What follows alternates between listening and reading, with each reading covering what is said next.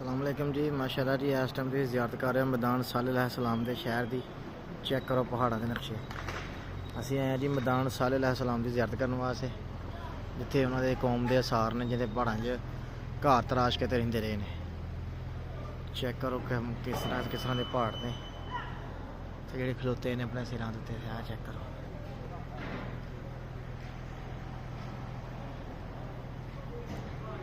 साडी सारी पार्टी आई है जी। हजे जो मैदान है वो थोड़ा जिहा अगे वे, लेकिन मुंडे थोड़ी गड्डी का टायर आवाज़ करन डै पे तो टायर लगे चेक कराने मत्थे।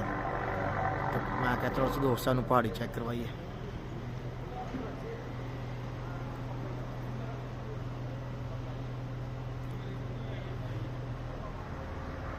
पहाड़ चेक करो किड्डी उच्ची हाइट के उत्ते पत्थर खलोते हैं। अल्लाह का हुक्म ही है ना भाजी, अल्लाह के हुक्म के नाल खलोते हैं। तो देखो थले रहायशा भी ने, गड्डियां भी लंघदियां, सारा कुछ ही। केड़ी शैन तुहानूं खलोण देंदी? अल फरीद मजमा अल ज़हबी।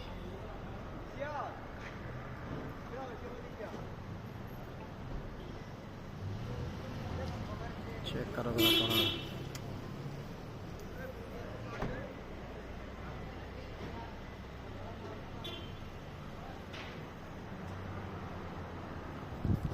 चलो जनाब, वीडियो चंगी लगे लाइक करो, आईडी में फॉलो करो। बड़ी मेहनत करके ऐसा दफ़ा ज़ियारत करने पे हैं, सही है। तो पहला किला खैबर गए हाँ, लेकिन बारों बार तो घूम फिर के आए हैं, अंदर नहीं उन्होंने वड़ दिता फौजियों ने। तो हुण पता नहीं मैदाने साले जाने उत्थे पता नहीं की बनता।